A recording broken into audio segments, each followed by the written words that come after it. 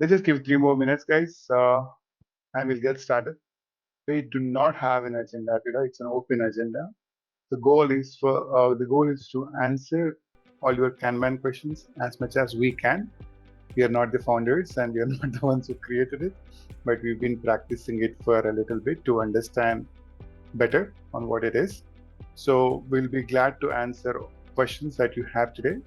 And if we do not have answers, you don't be surprised because we, like I said, we are not the founders, and we will definitely get back to you with the answers. But then the goal is to help you out with the answers what we know today. Is that right, Harry? Or Yep, we that's are 100% right. awesome. It's an open agenda. I mostly want people to ask questions. What's on their mind with respect to Kanban? In any myths that they may have. I want to make sure that we dispel those myths off. At the same time, I also want to make this more of a session to get to know what's the general level of Kanban understanding and what's happening there. That's all. If there are any myths, right? Abhishek. Okay, so I think we are 3 minutes past. We can go ahead and start asking questions. I would love you to see some faces. If you are open, please go ahead and open your camera and then unmute yourself and you can start asking questions of Kanban. Who would like to go first? I believe you have some questions. Otherwise, you wouldn't be here today. If you are not that open and you don't want to put yourself on unmute and on camera, you're always welcome to put your questions on the chat. Yep. Let's go. Let's see. The first one to ask questions might be winning something today. Interesting. Hey. So yeah, I'm speaking not because I want to win something. I just want to say that so basically I have some experience with Scrum and Kanban, but before, for example, I personally come up with the question, it would be nice to go through the presentation where you present, and then based on that we can kind of come up with the questions. Yeah, we do not have an agenda today. I'm sorry, your name shows GNC but what do I call you? Yeah, Ved from North Carolina. Right. Yeah. Okay, nice meeting you. So the agenda of today's session is just to answer questions of people. Okay. So it's an open agenda. We do not have anything planned for today. It's just Kanban office hours where people can ask questions and we'll try to answer as much as we can. We are certified Kanban trainers, accredited Kanban trainers from Kanban University. So that's the knowledge that we're going to speak. But then, in general, Glad, why you here? Like, are you guys implementing Kanban? So I was a part of implementation Kanban on my previous project, and we had certain things that didn't work out for us. Because whenever we started implementing Kanban, we stopped using sprints. First, we were operating in Scrum model where we had sprints, we had 2-week cycles, we had stories that we pick on a sprint planning, then we kind of follow, and in the end we kind of figure out what is happening. Since the team was working with automation projects, we had many times problems with getting the data, because data, it wasn't in-house created. A lot of data was dependent on some other vendors creating for us and providing. And whenever we use the data, we had to request again, wait for a long time, and we constantly had a problem of, we have a bunch of stories in the end of the sprint that we have to carry over. And it was annoying. So at some point we decided, okay guys, let's switch to Kanban, and we will just pick based on the availability, and then we will work on the story, we will finish, and then we're gonna move to the next one. But still it struggled a little bit, so we kind of stopped using the sprints, or iterations, which is okay, let's just specific days we're gonna have or planning meetings, we're gonna review certain stories, we're gonna pull them whenever you're ready. But still there was a problem of taking too long time, and people, because it's like they stuck on one story with the data, or like some infrastructure problem, they start taking another one, and there is like WIP limits were extended, where we had like again we had like 3-4 stories, and it took a long time. What kind of approach you would recommend to take so the people could, especially if there is a factor of external dependencies, whenever you work in a Kanban, say, okay, let's, if you take only 1 or 2 stories, concentrate on this, but how to make or encourage people to find more creative approach to make sure that we finish the story faster and we move faster when there is external dependencies, not to take long time to finish it. Interesting. Yeah. Go ahead, Sharad. Do you have anything to add before I start? No, go ahead, Harry. I'm between something. Please take the question. Yeah. So this is a very interesting question, right, Vlad? So I'll talk about I'll split this into 2 parts. Okay. Part 1 is about Scrum and Kanban in general, right? So there's a lot of misconception that Scrum and Kanban are completely, opposite, and you cannot mix and match, and they can't coexist. That's actually a total myth. There's absolutely nothing that says that Kanban and Scrum cannot coexist. In fact, we go ahead and say that you can run Kanban under the hood and don't even have to tell people that you're using Kanban. So Kanban is basically like I look at Kanban as an oil. It just keeps the entire machine lubricated and working under the hood. It's as simple as that. So when it comes to Scrum versus Kanban, my first if I were in your position, my first order of the day would be I would never do a direct switch like that, like doing Scrum today and doing Kanban tomorrow. No. So we have to kind of ease the team into the Kanban practices. So probably one thing that I would do is we start talking about WIP limits, but we still do Scrum. Okay, we are not saying I won't do the backlog. My backlog is still there. My sprint backlog is still committed, but I only take 4 or 5 items in flight at any given point in time. So that's like a starting point. So now, okay, so which means I do have a sprint backlog of 10 items remaining and 5 items in flight, but none of those 5 items are moving forward. That becomes a question for my daily stand-up. So why aren't these items moving forward? What is stopping us? So somebody might say, oh, this is a third-party dependency, or I'm blocked by another team down the chain and they're not going to pick it up for another 3 days. Fantastic. Do we have a block section anywhere on the board where we can park these tickets before we take up something else? Yes, we do. So then let's move it there and pick up one more item to compensate for the block ticket. That's one way to do it. Now, here comes the question. What if like I pick up 3 tickets and all 3 are in the block status? What do I do then? Right? Then it becomes a bigger question. So why aren't we able to anticipate these dependencies better?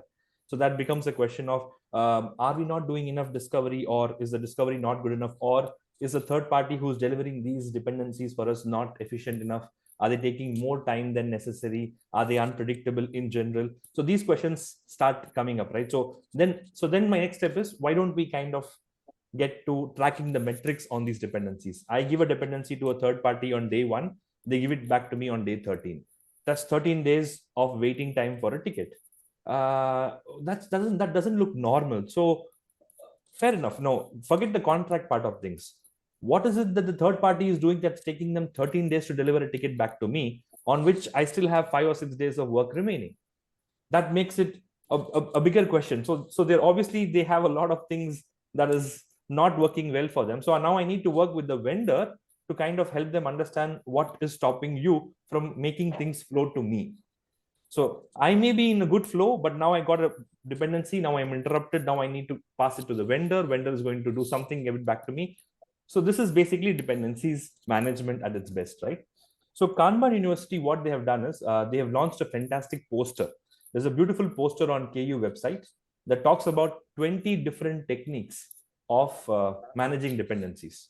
Some of them are very simple techniques. You could probably do it right away. And some of them are slightly more complex, where you need a little bit of advanced Kanban knowledge, and you need you to have a little bit of more maturity as a team to run it. But the poster is a good read. In general, the poster is a very good read to understand what it does, what dependencies are.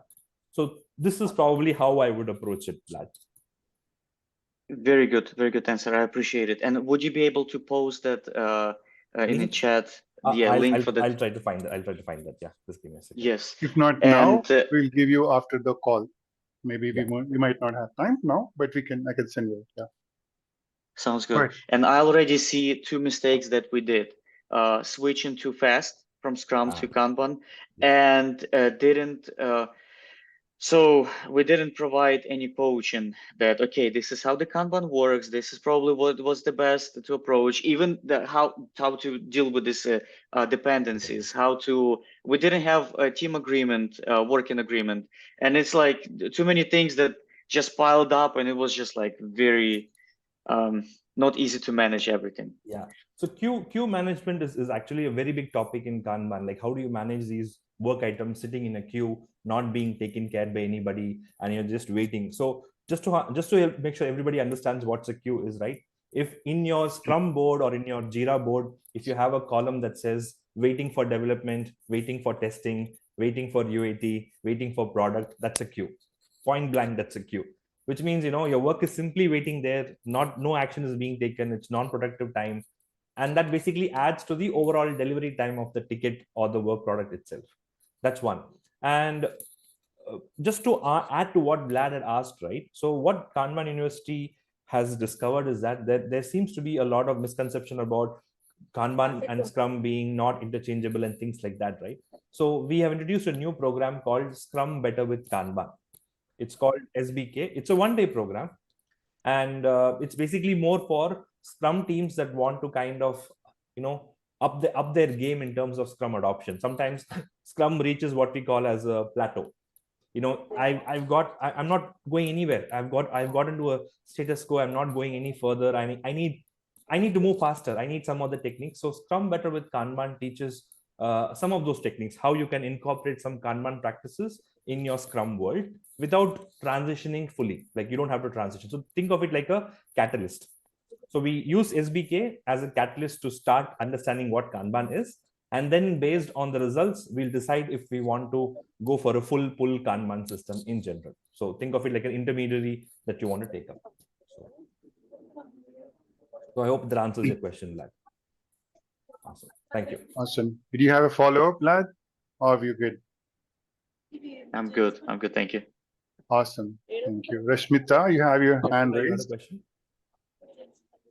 Yeah, Sharat. So basically, I wanted to question on the same lines, right? So when we have a third-party dependency and they are working on waterfall methodology, there is no way that you can speed them up. So what is our solution? And is putting Kanban board a better solution for this? That is what basically I joined this meeting for, to understand and help my team, because there are free calendars. You are supposed to give your planning upfront 6 months ahead of time, which is not at all realistic. We have ramp ups coming up every now and then, especially if you're on a website environment.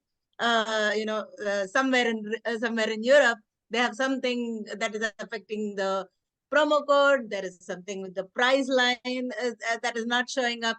Those are all immediate needs. And Right. those will need dependencies from other teams, third parties like SAP or MuleSoft. These people are typically on waterfall methodology. So what do you do there? Right. Very interesting question, right? So without going or naming any of the organizations, I don't want to make it difficult for Sharath in general, right? So I'm not naming any company in general, but no hate against any organization here. Just let's take a mammoth company, right? Let's take a big company, very big organization with whom you're contracted, right? So you have a dependency on them, and their normal turnaround time probably takes about 4 weeks to get back to you with a bug or something, right? Yeah. So usually what we recommend in Kanban is to get or agree on an SLA with your vendor. So the idea is that every time in your workflow that you encounter a dependency on a third party, and it's a frequently occurring workflow. For example, so there are two parts to it. One is the fact that this is a frequently occurring dependency. I'm constantly having to reach out to this big company, and they constantly have to, we have a process there where we have to log a ticket in their system, and then they will pick it up when the time is right. That's a very common pattern, right? So we have two ways to do it. One is what we do in normal program management is that we try to see, is there anything that we can bring in-house, any talent that we can groom in-house to basically get that work done without having to pass it on to the third party. Okay. So, and especially which very frequent, like you're basically raising a ticket every day. In that case, why don't we have somebody in-house do it for us? That's one way to look at it. But sometimes when there are corporate deals, right, where B2B deals that are being signed, then it becomes a question of sticking to the SLA. So what we recommend is that when you're in such a situation, look for the SLA contract that says, for example, if a ticket is raised, it has to be resolved within 7 days, for example, right? So you could probably have what we call as a alert set in place, which says if a ticket exceeds more than 5 days with the vendor and there's no update, we probably need to follow up or escalate on that ticket. Okay. That's one way to manage this, right? The other part of this equation is this is managing with the vendor, but how do you manage upstream? Like you have your own managers to whom you report to and your customers to whom you report to, right? So the idea here that we have is we need to start what we call as predicting or forecasting these dates. So every time you hit a dependency with a third party, you automatically know that this ticket is now going to be delayed by 7 more days. So which means you can start informing your customers that your ticket expected on 22nd is going to come on 29th. And that's a little bit, I mean, it's not going to solve your problem, but it helps in managing or basically preempting the solution in general. So these are some things that you could probably do. Yeah. No, thank you for that. But then the issue that we are facing as project manager or scrum master, right? It is basically the IT team that would be working on it, but there are escalations going on from our own side, from business end, which we cannot stop because obviously it is affecting something big. And obviously the site is down or the price is not showing up. These are critical things which will definitely frustrate the customer and send him back. So those need immediate attention. And if we are depending on any third party, and they have their SLAs, they have their own timelines, but then this is an immediate need, right? And even if we are having it in our sprint, we are trying to do our best to move it forward. If it is not moving because of a third party and that is being escalated, that is a problem we have. True. I mean, unfortunately, this is a very tricky, net to solve, right? Like you have no control over the third party, but you still need to manage the third party itself, right? One thing, as I said, right, in terms of the SLA, I just want to add one more point. I don't know if it's doable in your organization or not, but sometimes in the SLA part of things, you could also add SLA based on ticket types, or maybe what we call in Kanban as class of service types. So for example, we have something called as, like how you have Sev 1, Sev 2, we have something called as expedite tickets. So expedite is not necessarily tied to a ticket type. Any ticket can be expedited. So it could be even a story or an epic that needs to go through fast because of the nature of urgency of the ticket. So what we do have incidents. We call them incidents. RITM, we do raise those things, and those get immediate attention. Yeah, but I'm trying to see it as a holistic approach to resolve it. That's correct. So the fun fact is, if you raise the fact that a coupon code is not available as an incident, everybody will laugh at you because oh, this is not an incident at all. I don't know why they are using a false flag and things like that, right? Which is why the class of service moniker helps. So I don't care whether it's an incident or not. It's an expedited ticket. So whether it's a story or a task or a bug, it's an expedited ticket, which means it needs 100% attention. So in our organization, at least when we call it an incident, it does get the immediate attention. Right. So the idea here is we want to kind of keep the moniker general and get the vendor to also act on the same urgency as we think it is, right? Now obviously you can't strong arm the vendor that way, but these are some things that we do to keep our vendors in line. So probably you can think about this. Thank you. I don't want to hog the whole time. Please go ahead with others. I think the escalation should be done by you, Rashmita. Sure. The escalation has to be done by you. That such kind of incident has to be resolved inside the team, not external, where people might or might not resolve your problems because it might not be as important for them, right? So Right. I think this is something that you don't want to outsource, but again, nothing is in our control. We are just one person Correct. working in the team. But then Right. class of Yeah, service correct. and then defining that level, uh, class of service level agreements is very important, right? Like Hari is Okay. mentioning. But Mm-hmm. what we preach in Kanban is level 1 class of service expedite. When such kind of work comes into the team, all of us are not doing anything but that. If Okay. 5 people's effort is required for us to do what one ticket, all 5 is looking Mm-hmm. at that, right? Okay. Which means it's that serious. Now, if people are not treating it as serious as that, then it's not sure if it's really an incident, right? The other thing Hari was also talking about Mm-hmm. is, are you classifying the right ones as incidents? That Mm. itself, if you're saying it's an incident and 3 days nothing is happening, still everyone is happy. No one is Right. getting fired, right? How is an Oh yeah. incident, right? So if it's such kind of incident, so you have to differentiate those very nicely, and make sure Mm. and have that agreement saying that these are like this. Either you are getting to go get fired, or I am getting to get fired if this is not going to happen, right? It's that serious. Mm. That's when it is expedite and severe, right? So that's Right. something that we want to define accurately and then have that agreements if it's still going to be an external one. Sorry, Srini, Sure. you were saying. Hope that helps, Rashmita.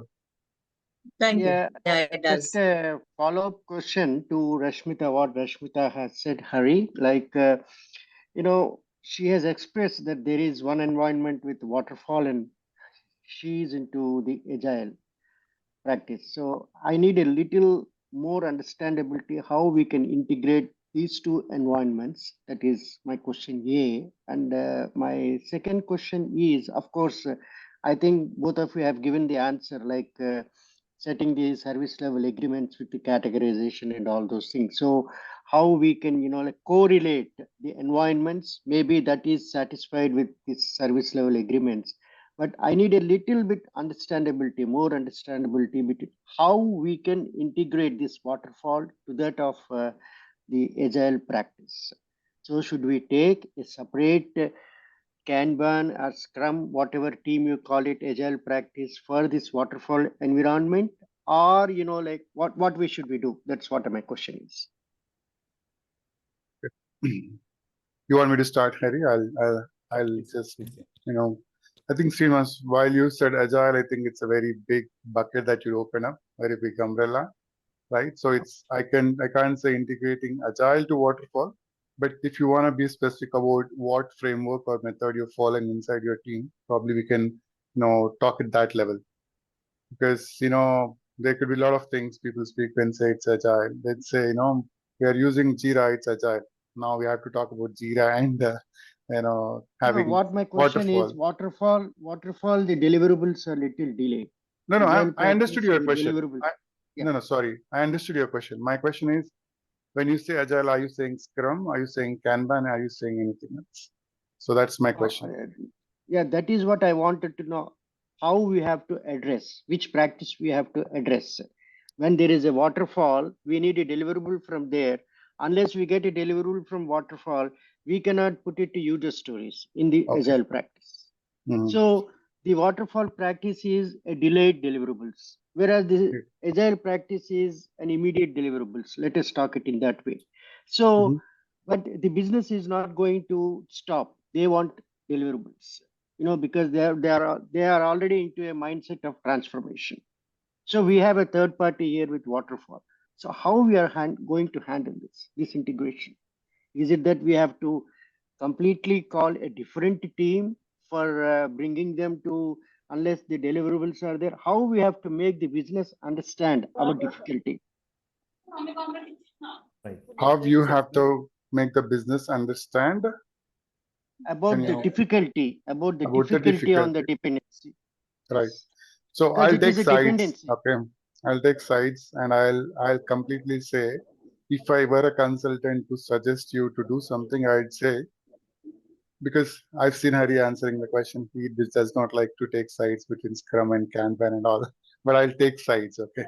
I'll say, when you cannot predict when are you going to get it back, because when let's just say when we are doing Scrum, I do Scrum for a lot of teams. I love it. But sometimes it works, it does not work. But for me, I have deliverables for 2 weeks. I have a 2 weeks plan and I committed that for 2 weeks.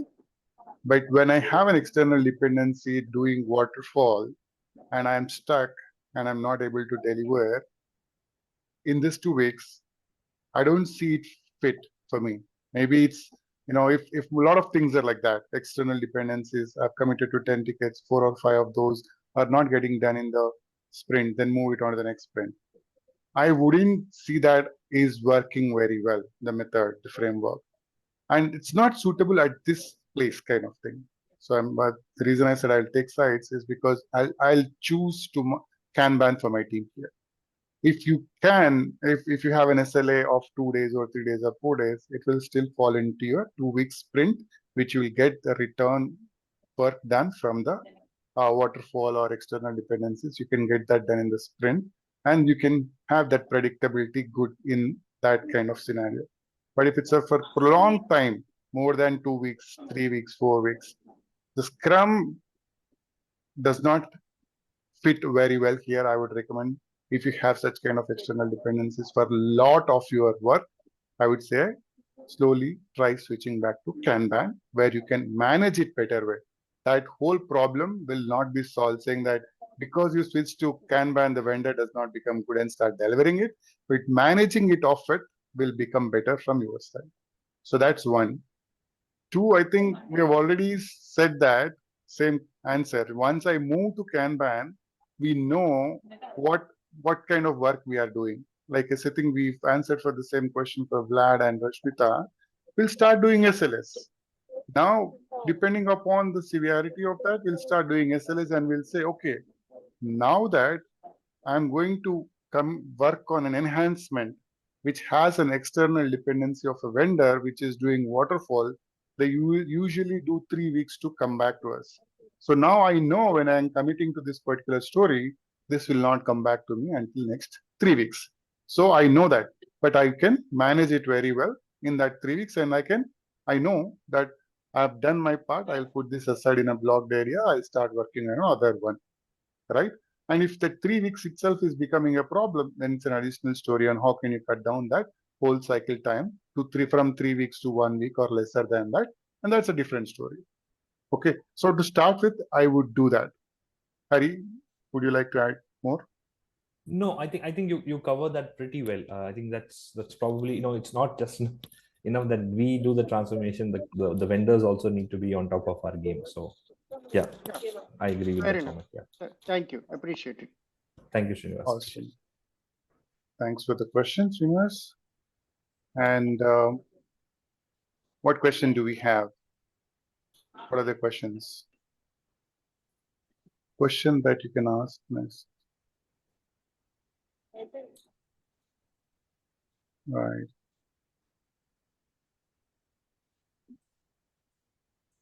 Any other questions from folks before we start taking the questions on our chat?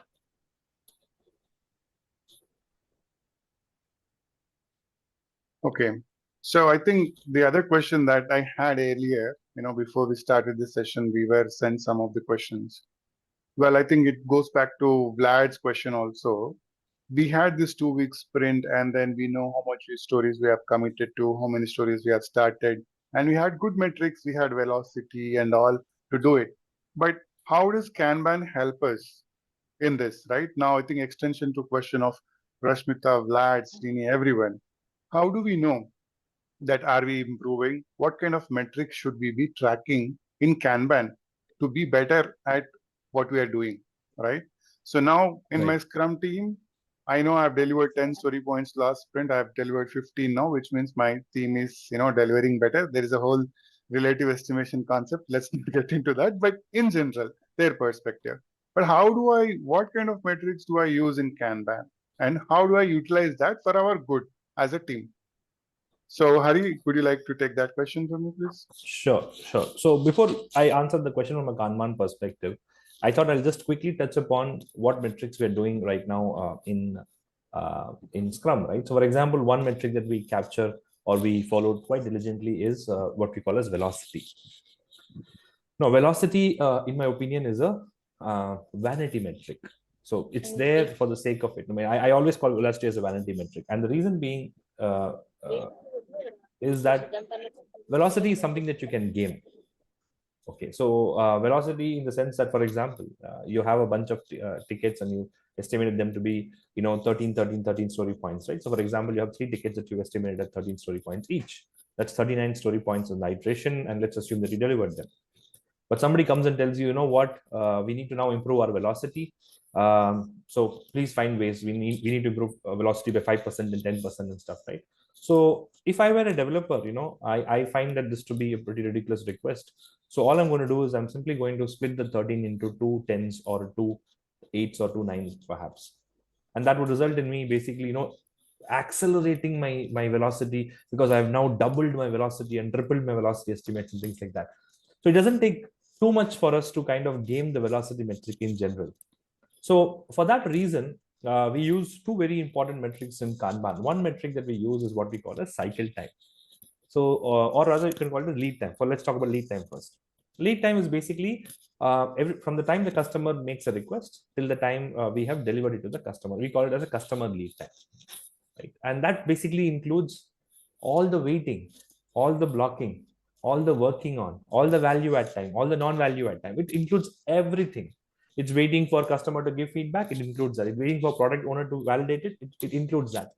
So you have this entire spectrum on your Kanban board that basically talks about from the time the customer has made the request till the time the customer receives a request. And that becomes your customer lead time. Now, obviously, the higher the customer lead time, it means the longer it's going to take for you to deliver your goods to the customer, which means customer is going to become unhappy if the lead time starts becoming larger and larger. Alternatively, you also have another metric called as throughput, which is nothing but number of tickets delivered. Now, throughput is also sort of a gamifiable metric, but throughput is more about how many tickets have I delivered in a particular type. So, for example, I may have delivered 45 tickets in the previous iteration. Let's say, for example, sprint itself. Let's say I'm using Kanban. I've delivered 45 tickets in the previous sprint. Now, if I look at the number, 45 is a brilliant number, fantastic. But it also turns out that after 45, 30 tickets were basically, bugs, and about 10 tickets were stories, and probably about 4 tickets or 5 tickets were change requests, which means, I've probably delivered only about 10 stories in general as part of my throughput, not really 45 per se. So yeah, so we ran a webinar, I think last year, on flow metrics in Kanban with AgileFever. So you have the video in the chat window. It's a pretty interesting one. We talk about 8 very unique metrics that you can capture when you're practicing Kanban, right? So we talk about throughput. We talk about let's give me a second. We talk about throughput. We talk about lead time and cycle time. We talk about bottlenecks. Bottlenecks. We talk about what we call as coefficient of variation, meaning how much of a system is moving away from your average lead time, and how much of it. So if your system is moving too much away from the average, we have a cause of concern, which means your system is behaving weirdly, right? You also have what we call as flow load. How much of work in progress is there in different parts of your system? How much work in progress is there? How much work in progress is there in ready for engineering? How much work in progress is there in ready for testing? All of that stuff, right? How many of our work items are partially completed? More the number of items partially completed, longer is going to be your lead time to deliver those tickets, right? We also talk about efficiency. How much value add time versus non-value add time in the system, right? So what's the value add time? Again, that definition depends on you. What do you call as value add? For example, code review is a value add item, but waiting for code review is a non-value add item. So in this case, you need to go through every single column on your board, and you need to start tracking how much time we are spending in each section, and then based on that, figure out what's a non-value add and value add time. Like that will give you the flow efficiency part of things. Then you also have what we call as flow distribution. How many items am I delivering? How many features? How many defects? How much of unplanned work? How much technical debt? And in how much unit of time? So I'm delivering five defects per week. I'm delivering 20 technical debt items in a month. Whatever that metric be, that's an easy way to do it. And then of course you also have what we call as work item aging. This is one of my favorite metric. It's very powerful metric. So we basically track how much a work item is aging in general. So let's say, for example, the average story lead time is about 8 days. Okay, in your Kanban system, the average time it takes from the time the story comes in till the time the story goes out of the board is approximately 8 days. And every day you're tracking how long the story has spent on the board. For example, today is the 7th day and it's still sitting in waiting for testing. So now I have a probable cause. I can basically ask, why is this ticket still sitting in waiting for testing when it's supposed to be out of the door tomorrow? That's the average lead time, right? So this aging analysis helps me quickly track which items are probably going to go rogue very quickly and then bring them back on track. So this is also a very useful and important metric in general. And of course, we also have this is another favorite of my metrics called flow safety, which is how are we protecting and enriching our flow? Like how do I keep it flow? How do I keep work item flowing through the system? And how do I make sure that all my team members are tuned to the concept of flow? Like how do they feel psychologically safe to work with me on flow and things like that, right? So it's a pretty interesting set of metrics that we talk about. From a Kanban university perspective, we only talk about 3 metrics, which is cumulative flow diagram to track the flow of work. We talk about lead time and system time. We talk about throughput. But the other metrics that we talked about over here, they're all in the video there. And it's a pretty good read in general. So please, when you find the time, please watch the video. You'll get good insights over there.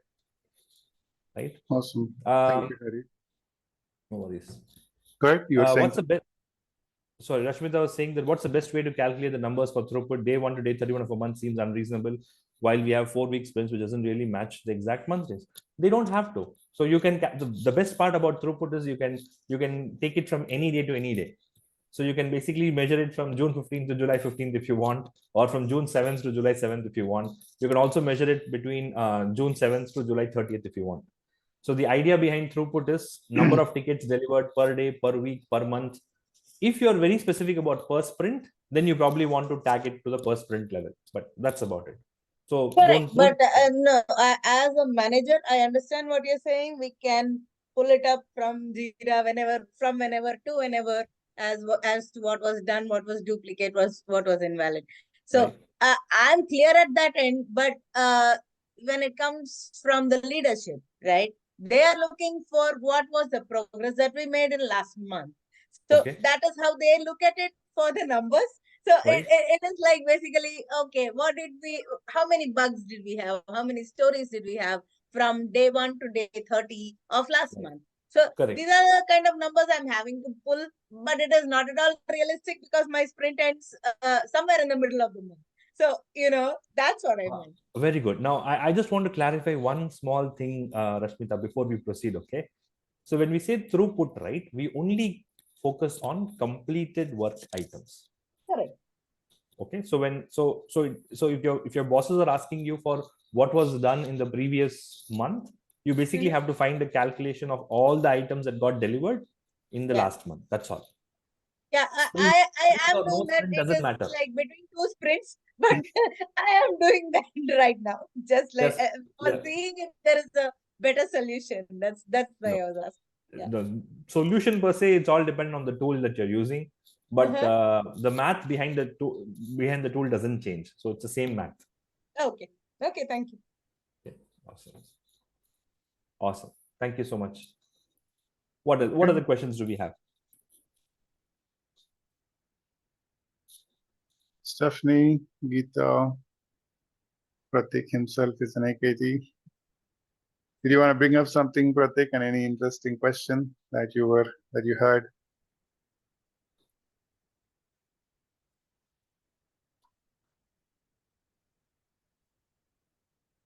Okay. So we are 40 minutes into the meeting. If you guys have any questions, we will be glad to answer. If not,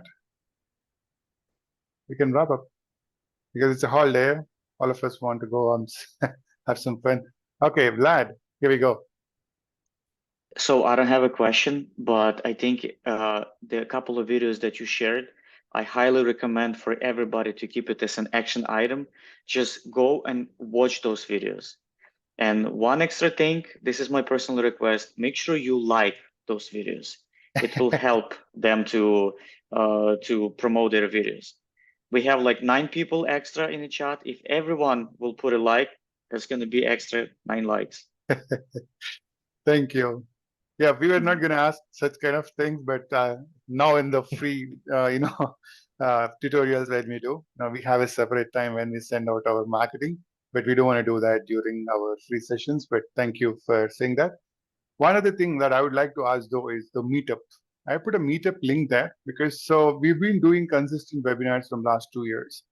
We had about more than 3,500 registrations. The bad thing that we have done is we had done it in separate events. So we have 3,500 registrations people, but then they were for each webinar, not in one place. Now what we're trying to do is put them all together in one place. It's called Meetup. So what we're doing is created a page on Meetup which says Kanban USA. You can go follow that. There is nothing harm. It's just that when we post some new webinar for you free webinars, that will be posted there, so you can that we are posting it, and if you are interested, you can join it. So all I ask is go like that Meetup page so people can know when you have a free webinar coming up. That's all, guys. Again, if you have any questions that you did not ask us right now, or you have something in future, we are always here to help you answer the questions that you have. You can reach out to us on it's a very easy training, training at AgileFever. AgileFever is the company hosting this webinar. If you do not know, I'm just telling you now. So you can always send out the questions to this email ID, and we will make sure that the questions are answered to you in some way, maybe through webinar, through email, or on a phone call. We try to do that too sometimes when it's important for our customers and folks. But we do that. Keep that handy if you need that, and then please do it. And also please follow that Meetup link so we can build this community to help more people adopt Kanban in US. Okay, any other questions? Rishmita, I see unmuted. So yeah, you got it right. I had a question. So you said that you would add that image Sorry. which we'll be reading about Kanban, the No, slide go or ahead. something. Kanban.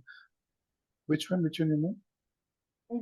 At the beginning you were mentioning there is some something to read through before, I think. Yes, Okay, an article. Okay. Yeah, the How to article deal with that dependencies. dependencies Yeah. that we'll share through the email. If not, Hari, if Oh, you have through found email? it, Okay. did you Okay. find it, Hari? Yeah, I'm just give me a second to find it now. Yep. You just have to go to the website and then find it out. But if not, I can probably send it out.